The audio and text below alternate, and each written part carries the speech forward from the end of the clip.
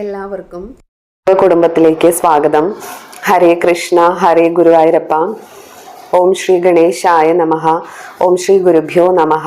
ഓം some സരസ്വത്യൈ നമഃ. നമ്മളിപ്പോൾ 8 ശ്ലോകങ്ങൾ, ആദ്യത്തെ ദശകത്തിലെ 8 ശ്ലോകം പഠിച്ചു, നാരായണീയം. ഇനി അടുത്തതായിട്ട് 9ാമത്തെ ശ്ലോകമാണ് പഠിക്കാൻ പോകുന്നത്. എല്ലാവരും പാരായണം ചെയ്യുന്നുണ്ടോ? നിത്യവും പാരായണം ചെയ്താൽ നമുക്ക് അതിൻ്റെ ഗുണങ്ങൾ ഏറെയാണ്. അതായത് നാരായണീയം പാരായണം ചെയ്യുമ്പോൾ ആയുരാരോഗ്യ സൗഖ്യമാണ് ലഭിക്കുക. അങ്ങനെ ഒരു ഫലശ്രുതിയുണ്ട്. ഫലശ്രുതികൾ അനവധിയുണ്ട്. ഓരോ ദശകം ജപിക്കുമ്പോഴും സ്ഥിരമായിട്ട് ജപിക്കുന്നവർക്ക് ആയുരാരോഗ്യ സൗഖ്യം ലഭിക്കും. അതുപോലെ ജീവിതത്തിൽ സർവ്വ സൗഭാഗ്യങ്ങളും നൽകും എന്നൊക്കെയാണ് പറയപ്പെടുന്നത്. അപ്പോൾ അതുകൊണ്ട് നിത്യേന ഇത് പാരായണം ചെയ്യുക. അതുവഴി നമ്മുടെ ജീവിതത്തിൽ തീർച്ചയായിട്ടും ഭഗവാന്റെ ആ ഒരു സാന്നിധ്യം നമുക്ക് അനുഭവിക്കാൻ സാധിക്കും. അടുത്തതായിട്ട് നമുക്ക് 9ാമത്തെ ശ്ലോകത്തിലേക്ക് പോകാം. കാരുണ്യാത് കാമമന്യം ദദധി ഖലു പരേ സ്വാത്മദസ്ത്വം വിശേഷാത് ഐശ്വര്യാദീശദേന്യേ ജഗതി പരജനേ സ്വാത്മനോപീശ്വരസ്ത്വം ത്വയ്യുച്ചൈരാരമന്തി പ്രതിപദമധുരേ ചേതനാസ്ഭീതഭാഗ്യാ സ്ത്വം ചാത്മാ രാമ ഏവേത്യ തുലഗുണഗണാധാര ശൗരേ നമസ്തേ. അപ്പൊ ശ്ലോകം 9 എന്താണ് പറയുന്നത്? ഇവിടെ ഭഗവാനെ മറ്റ് ദേവന്മാരുമായിട്ട് കമ്പയർ ചെയ്യാണ്. നമ്മളിപ്പോൾ വിഷ്ണു സഹസ്രനാമം എടുക്കുകയാണെങ്കിൽ, വിഷ്ണു സഹസ്രനാമം പോട്ടെ, ഭാഗവതം എടുക്കുകയാണെങ്കിൽ the ultimate source of energy എന്ന് പറയുന്നത് ആരായിരിക്കും? ഭഗവാൻ വിഷ്ണു ആയിരിക്കും. അതായത് എല്ലാറ്റിനേക്കാളും മീതെയുള്ള ആ ഒരു ബ്രഹ്മതത്വമായിട്ട് കണക്കാക്കുന്നത് ഭഗവാൻ വിഷ്ണുവിനെ ആയിരിക്കും.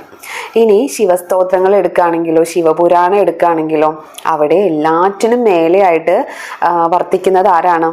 എല്ലാറ്റിൻ്റെയും അൾട്ടിമേറ്റ് പവർഫുൾ ആയിട്ടുള്ള ഒരു എനർജി എന്ന് പറയുന്നത് ആരാണ്? ശിവഭഗവാനാണ്. ഇനി ദേവി മാഹാത്മ്യം എടുക്കുകയാണെങ്കിലോ എല്ലാ സൃഷ്ടിക്കും കാരണവും എല്ലാറ്റിനെയും നിയന്ത്രിക്കുന്നതും എല്ലാം ഭഗവതിയാണ്, അല്ലേ? അപ്പോൾ ഓരോ സ്തോത്രങ്ങളുടെയും പ്രത്യേകതയാണത്. ഇവിടെ ദേവിയാണെങ്കിലും ഇനി ശിവഭഗവാനാണെങ്കിലും വിഷ്ണു ആണെങ്കിലും കൃഷ്ണനാണെങ്കിലും എല്ലാം എന്ത് തന്നെയാണ്? എല്ലാം ബ്രഹ്മത്തിൻ്റെ വ്യത്യസ്ത ഭാവങ്ങളും രൂപങ്ങളും ആണ്. നമ്മളിപ്പോൾ നമ്മുടെ ഭൂമിയിൽ അനവധി മതങ്ങളുണ്ട്, അനവധി ജാതികളുണ്ട്, വേർതിരിച്ചിട്ടുണ്ട്, ഇല്ലേ? ഇവിടെയൊക്കെ ഓരോരോ ആരാധനാ സമ്പ്രദായങ്ങളുണ്ട്. ഓരോരുത്തരും ഓരോരോ ഭാവത്തിൽ ഭഗവാനെ ആരാധിക്കുന്നുണ്ട്. പക്ഷേ നമ്മളിവിടെ നാരായണീയത്തിൽ ആദ്യത്തെ ശ്ലോകം മുതൽ പഠിക്കുന്നുണ്ട്, എല്ലാം ബ്രഹ്മത്തിൻ്റെ വ്യത്യസ്ത ഭാവങ്ങളും രൂപങ്ങളും ആണ്. ശ്രീകൃഷ്ണനായിക്കോട്ടെ, ഗുരുവായൂരപ്പനായിക്കൊള്ളട്ടെ, നമ്മിയൂരപ്പനായിക്കൊള്ളട്ടെ, ഇനി ശാസ്താവാകട്ടെ, സുബ്രഹ്മണ്യ സ്വാമി ആകട്ടെ, എല്ലാം ഭഗവാന്റെ, അതായത് ആ ബ്രഹ്മത്തിൻ്റെ വ്യത്യസ്ത ഭാവങ്ങളെ ഉൾക്കൊണ്ടിട്ടുള്ള രൂപങ്ങളാണ്. അപ്പോൾ ഇവിടെ വേറിട്ട ഭിന്നങ്ങളായിട്ടുള്ള ദേവതാ സങ്കല്പങ്ങൾ ഉണ്ടെങ്കിലും എല്ലാം ഒന്ന് തന്നെയാണ്. അൾട്ടിമേറ്റ്ലി എല്ലാം ഒന്നാണ്, എല്ലാം ബ്രഹ്മം തന്നെയാണ്. താൻ പലതാകട്ടെ എന്ന് ഭഗവാൻ ആദിയിൽ സങ്കല്പിച്ചപ്പോഴാണ് എല്ലാം സൃഷ്ടിക്കപ്പെട്ടത്. അപ്പോൾ ഇവിടെയും നമ്മൾ പറഞ്ഞല്ലോ, ശിവപുരാണമാണെങ്കിലും ദേവി മാഹാത്മ്യാണെങ്കിലും എല്ലാറ്റിലും ഓരോ ദേവതകൾക്ക് പ്രാധാന്യം കൽപ്പിച്ചുകൊണ്ടാണ് രചിക്കപ്പെട്ടിട്ടുള്ളത്. അപ്പോൾ ഈ രചയിതാക്കൾക്ക് അല്ലെങ്കിൽ ഈ ഗ്രന്ഥകർത്താക്കൾക്ക് ഇത് നിശ്ചയില്ലാന്നുണ്ടോ? അതായത് അവർക്ക് അറിയില്ലാന്നുണ്ടോ? എല്ലാം ബ്രഹ്മാണ്, എല്ലാം ഭഗവാന്റെ വ്യത്യസ്ത ഭാവങ്ങളാണെന്ന് ഇത്രയും ജ്ഞാനികളായിട്ടുള്ള അവർക്ക് അറിയില്ലാന്നുണ്ടോ? ഇല്ല, അവർക്കറിയാം. പക്ഷേ ഇവിടെ ഓരോരുത്തർക്കും ഓരോരോ ആരാധനാമൂർത്തികൾ അല്ലെങ്കിൽ ഭാവങ്ങൾ ഉണ്ടായിരിക്കും. ആ ഒരു മൂർത്തിയിൽ മനസ്സുറപ്പിക്കുന്നതിന് വേണ്ടിയിട്ടാണ് ആ ഒരു മൂർത്തിയെ ബ്രഹ്മമായി സങ്കല്പിക്കുന്നതും മറ്റ് ദേവതകളെല്ലാം അന്യദേവതാ സങ്കല്പം എന്ന രീതിയിൽ വ്യാഖ്യാനിക്കുന്നതും. അപ്പോൾ നമ്മൾ ഇവിടെ മറ്റ് ദേവതകൾ എന്ന് പറയുമ്പോൾ എല്ലാം ബ്രഹ്മം തന്നെയല്ലേ എന്നുള്ള ഒരു കൺഫ്യൂഷൻ വരാതിരിക്കാനാണ് ഞാൻ ഇത്രയും എക്സ്പ്ലെയിൻ ചെയ്തത്. എല്ലാം ബ്രഹ്മം തന്നെയാണ്. ഗുരുവായൂരപ്പനും ശ്രീകൃഷ്ണനും മമ്മിയൂരപ്പനും സാക്ഷാൽ ഭഗവതിയും നമ്മൾ ഓരോരുത്തരും ആ ഒരു ഭഗവാന്റെ വ്യത്യസ്ത രൂപങ്ങളും ഭാവങ്ങളും ആണ് അല്ലേ. പക്ഷെ അപ്പോൾ ഇവിടെ സാക്ഷാൽ ഗുരുവായൂരപ്പനെ ആണല്ലോ പ്രകീർത്തിക്കുന്നത് നാരായണീയത്തിലൂടെ. അപ്പോൾ പറയാണ് ഈ ഭഗവാനെയും മറ്റ് ദേവതമാരെയും തമ്മിൽ കമ്പയർ ചെയ്യാണ്. മറ്റെല്ലാറ്റിനേക്കാളും പ്രാധാന്യം ഗുരുവായൂരപ്പന് കൽപ്പിച്ചുകൊണ്ട് പറയാണ് എന്താണ് ഭഗവാന്റെ പ്രത്യേകത. മറ്റ് ദേവന്മാരെ അന്യദേവന്മാരെ കമ്പയർ ചെയ്യുമ്പോൾ എന്താണ് ഭഗവാന്റെ പ്രത്യേകത. മറ്റുള്ള ദേവന്മാർക്ക് അവർ ഐശ്വര്യത്തിൻ്റെ ദേവന്മാരാണ്. അതായത് അവർക്കുള്ള ഐശ്വര്യത്തിൽ നിന്നും മറ്റുള്ളവർക്ക് അവർ ആ ഒരു ഐശ്വര്യത്തെ പ്രദാനം ചെയ്യുന്നു. നമ്മുടെ കാമപൂർത്തീകരണങ്ങൾക്കായിട്ട് നമുക്ക് അന്യദേവതകളെ ആശ്രയിക്കാം. അവർ നമുക്ക് ഐശ്വര്യവും ആ ഒരു അവരുടെ ഐശ്വര്യത്തിൻ്റെ ഒരു ഭാഗം നമുക്ക് അവർ നൽകുന്നുണ്ട്. എന്നാൽ ഭഗവാൻ എങ്ങനെയാണെന്നാണ് പറയുന്നത്. ഭഗവാൻ അനന്തനായ, അതായത് ആ ഒരു കാരുണ്യമൂർത്തിയുടെ പ്രത്യേകത എന്താണ്.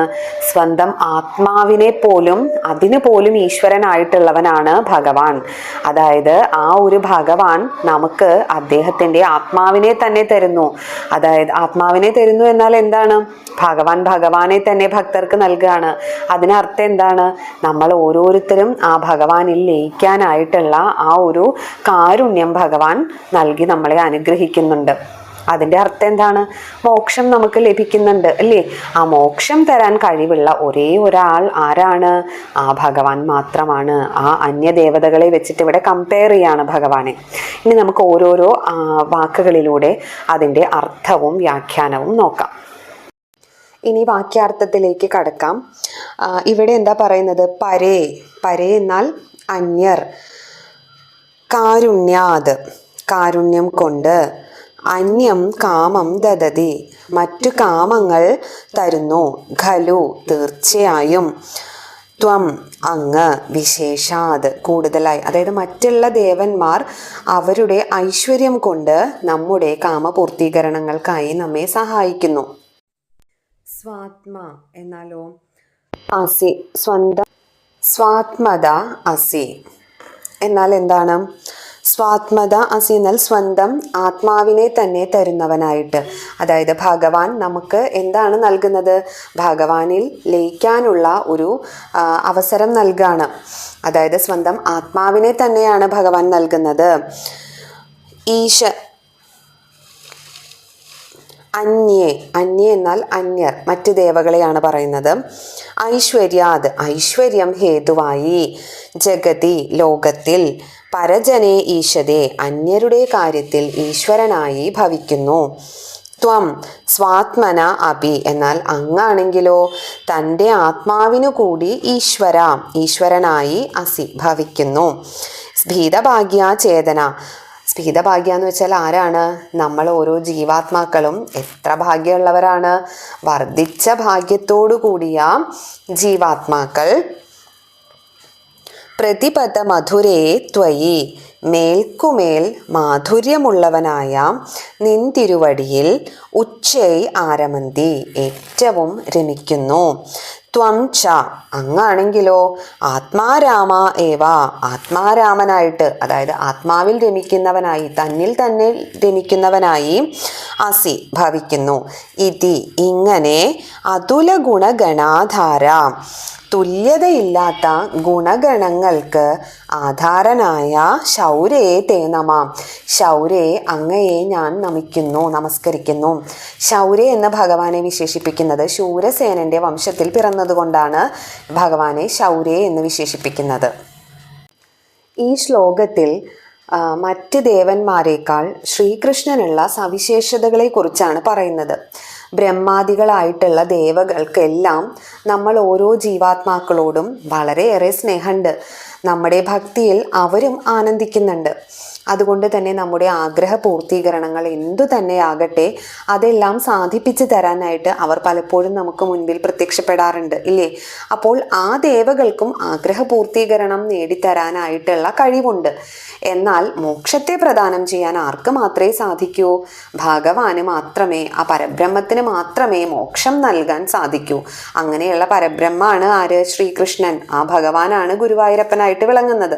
അപ്പോൾ മറ്റ് ദേവകളെ അപേക്ഷിച്ച് ഈശ്വരനായിട്ടുള്ള പരബ്രഹ്മമായിട്ടുള്ള ശ്രീകൃഷ്ണ ഭഗവാന് മാത്രമാണ് നമുക്ക് മോക്ഷം നൽകാൻ സാധിക്കുക. ഇനി അന്യദേവകളെല്ലാം ആരാണെന്നാണ് പറയുന്നത്? ഈ പരമാത്മാവിൻ്റെ തന്നെ സൃഷ്ടികളാണ്. അപ്പോൾ ഇവർക്ക് യുഗാന്ത്യത്തിൽ ഇവർക്കും നാശം സംഭവിക്കും അല്ലേ? ഭഗവാൻ മാത്രമാണ് ഒരിക്കലും നശിക്കാത്തവനായിട്ടുള്ളത്. ബാക്കി എല്ലാ സൃഷ്ടികളും ലയിച്ച് നശിച്ച് തന്നിലേക്ക് തന്നെ ലയിച്ച് ചേരുന്നതാണ്. അപ്പോൾ അങ്ങനെയുള്ള ദേവകൾക്കും നാശം സംഭവിക്കും. അപ്പോൾ ഇവർ തരുന്ന ഐശ്വര്യങ്ങളും അത്ര കാലം മാത്രമേ നിലനിൽക്കുന്നുള്ളൂ അല്ലേ? അപ്പോൾ കാലാകാലത്തോളം നിലനിൽക്കുന്നത് ആര് മാത്രമാണ്? ഭഗവാൻ മാത്രമാണ്.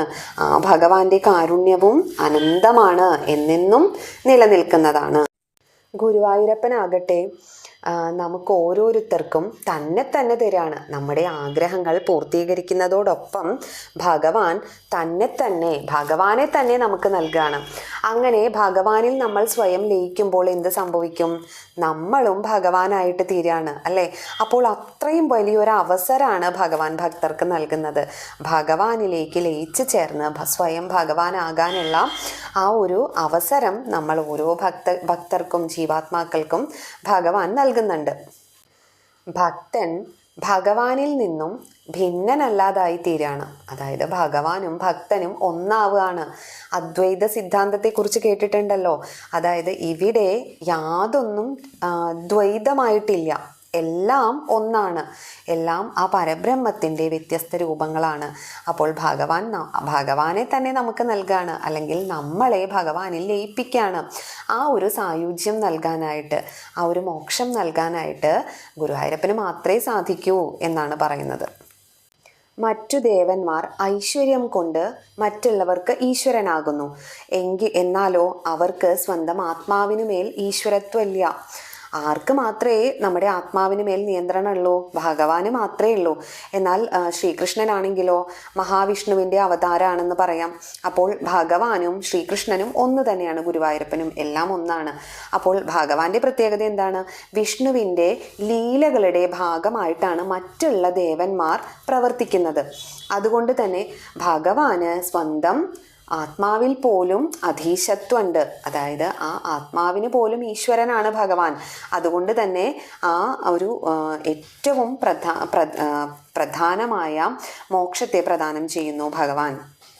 സ്വന്തം ആത്മാവിന് പോലും ഈശ്വരനായതുകൊണ്ട് ഇവിടെ മറ്റ് ദേവന്മാരെ ആശ്രയിക്കേണ്ട കാര്യം ഭഗവാനില്ല. ഭഗവാൻ സ്വതന്ത്രനാണ്. എന്നാൽ മറ്റ് ദേവന്മാരോ അവരുടെ എല്ലാം ആരാധനാമൂർത്തിയായിട്ടുള്ള, അല്ലെങ്കിൽ അവരുടെ എല്ലാം ഈശ്വരനായിട്ടുള്ള ഭഗവാനിൽ ആശ്രിതരാണ് മറ്റ് ദേവന്മാർ. അപ്പോൾ അവിടെ ഒരു ആശ്രയത്വം വരുന്നുണ്ട്. എന്നാൽ ഭഗവാന് ആരോടും ഒരു കമ്മിറ്റ്മെൻറ്റ്സോ അല്ലെങ്കിൽ ഒരു ആശ്രയത്വമോ ഇല്ല. ഭഗവാന് കമ്മിറ്റ്മെൻറ്റ്സ് ഉള്ളത് ആരോട് മാത്രമാണ്? സ്വന്തം ഭക്തരോട് മാത്രമേ ഭഗവാന് കമ്മിറ്റ്മെൻറ്റ്സ് ഉള്ളൂ അല്ലേ? അപ്പോൾ ഇവിടെ ആ ഭഗവാന്റെ ഒരു ഔന്നത്യത്തെക്കുറിച്ചും കൂടി പറയുന്നുണ്ട്.